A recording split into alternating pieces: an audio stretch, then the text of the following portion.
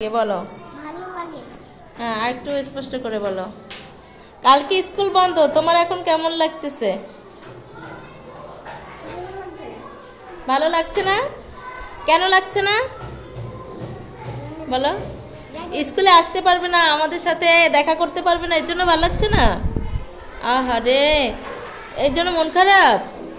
আচ্ছা, আমরা আর 5 দিন পর আবার তোমার সাথে দেখা করব। তুমি কালকে থেকে আবার তোমার স্কুল বন্ধ, তোমার এখন কেমন লাগতেছে?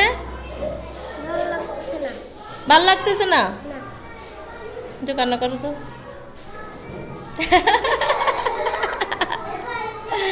আরঙের ভালো লাগতেছে না?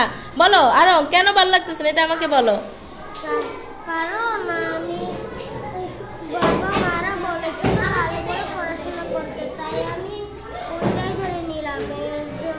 এর জন্য আমার স্কুলে আসতে ভালো লেগে গেছিল।